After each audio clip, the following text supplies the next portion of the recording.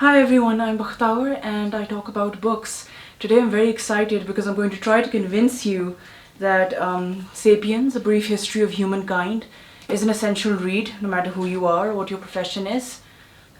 I think everyone in the world has already read this. It has sold millions and millions of copies. Yuval Noah Harari, who is the author, is a world famous historian. He's got his own YouTube channel. I've been doing a bit of a binge of all his podcasts and everything. Great stuff. I'm going to link some of my favorites down in the description. And so this was his best-selling first book. He wrote Homo Deus after this, I think it's called, and 21 Lessons for the 21st Century. And I'm going to be picking those up next. Now, obviously, giving a review or a summary of this would probably be virtually impossible to include everything, but I'm going to give you a bit of a taste, which is really going to pique your interest more so than anything else, and really encourage you to pick up this book. So the first thing that Sapiens does for you is that it puts a lot of things into context, a lot of concepts and constructs that we have as a society, sort of in the larger humanist perspective, as opposed to, although it makes a mention of different cultures every now and then. So the Earth sort of came into existence some 13.5 billion years ago, and humans only started existing. Humans, an earlier version of us, sort of ugly, less smart. So the earliest sort of genome of human beings as we know them was called Australopithecus. I hope I'm pronouncing that correctly.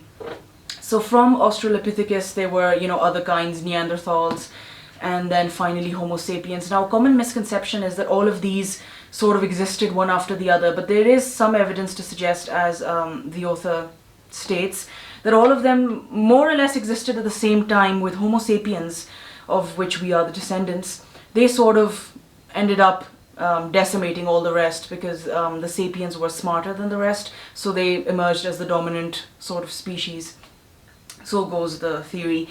Anyway, so what this did for me is that it really put a lot of things into context, that we've been on the Earth for such a small period of the Earth's history, and already we've gained dominion over every other species on the planet. And that is both dispiriting and really enlightening, because it means that our cognitive revolution, as Yuval Noah Harari states, means that we gain dominion due to our intelligence, which is obviously very encouraging, which means that we can, we have a long way to go, and there's so much that we can do if we choose to use our intelligence correctly. And the second thing is, which was very encouraging, was that since we've been on the Earth such a short period of time, and there's so many of us, and we've only been here 2.5 million years, I mean, maybe people should, relax a bit, stop giving themselves so much importance, kill the ego, as it were. There's a book about the ego that I'm really anxious to pick up, but I've put a halt on all my book expenditure for the time being. So the second thing which really stood out to me, there were so many things, I'm just trying to give you a few examples as best I can, in terms of the construct ideology that I was mentioning, is the agricultural revolution. There's a whole chapter on it, and it's about when people, obviously Homo sapiens, first started to domesticate animals and domesticate, wheat, actually, the plant, and try to obviously, grow it in a certain amount, grow it following a certain cycle and everything. And we, in our limited capacity for wisdom, and actually, if anything, the agricultural revolution, as the author states, is actually proof that we aren't wise as a species. So we thought that we could sort of graduate from our hunting, foraging type of lifestyle, which we had sustained for many hundreds of thousands of years, actually. So we thought we could graduate from that and control the production of food and make lives easier for ourselves. But actually what the production of wheat did, which was basically the first crop that we actually started growing for our own use, and then much later commercially, in a manner of speaking. So what it did was that it confined us to a certain period of land, because obviously when you're tilling the land, you have to live near it. You can't just... So we sort of gave up our nomadic ways, and what that did is that then we started seeing the emergence of diseases and infections, because when we were nomadic, apparently we didn't get a lot of those, but when we started living in communities and living close together for long periods of time, we started developing diseases, and also we started working harder than ever before. and conflict. We see the emergence of conflict for the first time in our species. So you have to understand when you're reading this book. I can understand that many of these things might seem strange or something, but you have to understand the context that the book is being put into. We're studying, the earliest origins of our species. But I mean, all that we know of history, whatever you study in school or later, world history, whatever, that all of that is very, very recent. Like, it's almost too recent, in fact, in the grand scope of things. So, what I found really funny was that you see all these memes about people being toxic and, those introvert memes. I don't know if you people enjoy those. I screenshot a lot of them on my phone. So now you have sort of historical proof that people really are toxic for each other. Can you imagine?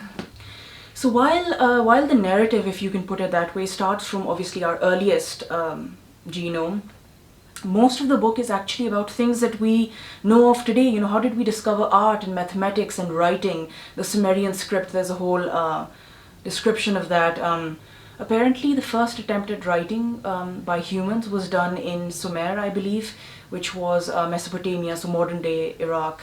And it wasn't any writing that we know of today, but it was a very early form. And then also, the author makes this whole this really extensive argument of our earliest inclinations and how we developed certain patterns of behavior, and what does personality mean? How did we come up with the concept of identity and personality, and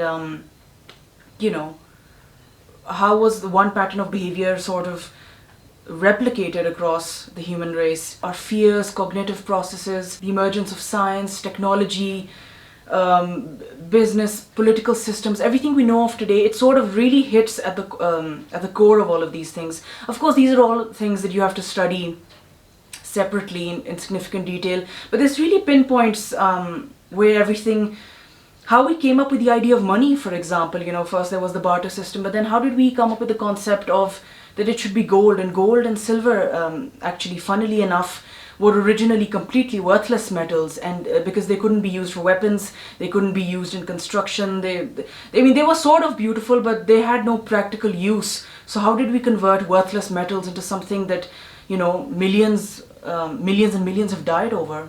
So it's a really articulate story of civilization as we know it. I'm still I don't know how well I'm describing any of this. I'm still sort of reeling from it.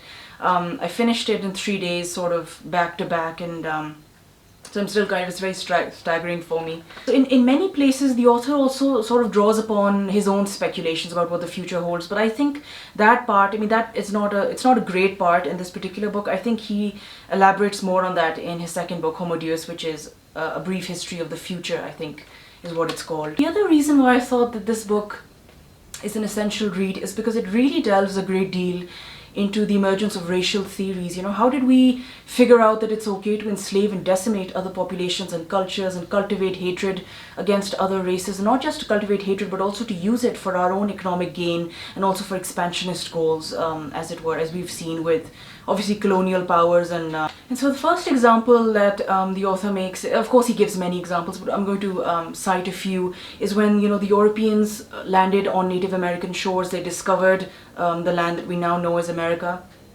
and they slaughtered most of the native tribes, at any rate, a lot of them, and enslaved whoever was left. And they also sort of brought over slaves from Africa. And how did they decide that the African people could be enslaved? So really, not just the mentality behind it, but also the biological reasons and the other political and social, economic, and there's so many. One of the great things about this author, I'm getting a bit ahead of myself, is that he brings so many multiple facets and implications to every historical account that it's astounding. So, and then, for example, in this case, he gives the biological argument that Africans were actually very, very strong and very resilient to diseases that even Europeans weren't. So they could often survive, the trips back and forth, and well, actually just the one trip. They could actually survive on ships, and they could, you could get a lot of labor out of them and everything. So, so you see the beginning of the Capitalist Creed sort of creeping in which, human beings have lost their value, and they're just, many of them have become property. And the Europeans were kind of cultivating, again for economic gain, tobacco, cotton, And what else? Tea, I guess. They were also digging for gold. I mean, I think everyone's heard of the gold rushes and everything, although those were much later. Then also the other example is obviously the Nazi racial theory, which everybody knows about. Hitler, can you imagine that Hitler actually he actually concocted out of nothing completely bogus scientific researches which said that the Indo-Aryan race, of which most Caucasians are considered descendants, were actually superior to other races such as Jews or Indians or anyone else. And he actually published those studies, making an entire population believe that it was okay to decimate what could be considered as a lesser population. But to this day, scientists have found no biological proof in any study that one race is biologically better than another. So obviously it was all nonsense. It was a political move because of, I believe now, I know I'm about to pronounce this incorrectly. I think it's called Lebensraum. I don't know what it's called. It's actually German for living space, which was this goal that Hitler had. I remember reading about it years ago when I read Little Hart's History of the Second World War, which is a very, very boring book. Very boring. I had to read it as part of a course. It was terrible. I would not recommend it. I think there's better accounts of the World War II at any rate. So obviously the British did something similar with all their colonial and expansionist plans, most of all in the Indian subcontinent, of which I am a citizen. And obviously they were famous for their looting and plundering and their need to civilize the masses, even though apparently the Indian subcontinent had 23% or something crazy like that, a share of the world's GDP, and it was actually a very, very rich continent that could produce almost everything. And that could produce almost anything, and we had a huge market in all the world for our silks and spices and cotton and jewelry and everything that you could think of, and now we're amongst the poorest areas in the world, so bit of history there for you. Anyway, so this all came under the term the white man's burden. I don't know who came up with that. Was it Kipling or anyway, I'm not sure about that. I'll try and find out and leave that in the captions. Obviously a great example that I wanted to mention is the famine of 1943 in Bengal, in which 10 million Bengalis died because the British exported all of their wheat resources and left them to starve. So again, it loosely ties into racial theory, but you can see that a lot of concepts are interconnected. It's impossible to differentiate one from the other. Racial theory is connected to, economic theories, those are connected to political theories, those are connected to behavioral psychology, developmental studies. I mean, it's all connected, but the author does a really good job of breaking them down, I found. And and people think that this is history, there's no point reading all of this, but it's not history, is it? I mean, if the Black Lives Matter movement is any indication, all of these things are still happening, they're still there, and it's very important for people of any generation to know the origins of all of these things, to know how these ideas and beliefs have evolved, because they haven't just popped up out of nowhere. They have a history of hundreds of years. And even in the case of psychology, I don't know if you know this, but we were hunter-gatherers for most of human history, recorded or otherwise. So psychologists are really getting into sort of deciphering which of our behaviors and behavioral patterns and other sort of neural pathways are determined by our ancestral practices, and and those are similar for every human being that is alive today. So since now there was a whole chapter on the Capitalist Creed, which I really enjoyed because economics has always been one of my favorite subjects. So there was a whole chapter on its origin, how its misuse has led to so many catastrophes in history, slavery being one of them that was made for, slavery is also a byproduct, well, not a byproduct, more so a result of sort of capitalist thinking and the need for, the profit motive more so than anything else. But also the author makes the case that it also led to multiple advancements, especially in, your medical sciences and all sorts of other things, electricity, energy generation. So it's also behind a lot of advancements in human society. So one can really take away from that everything, including science, depends on how it is used, rather than something being intrinsically evil in itself. Even with science, as I just said, you can, on one hand you have atomic bombs, on the other hand you have electricity, and I don't know, pacemakers, if your heart stops working. I really liked how the author stated that history is not a study of the past. It is a study of change and progression, biologically, socially, when you think of, institutions and the emergence of states, psychologically, when you think about the emergence of violence. Take a small example of people that do face reading really well.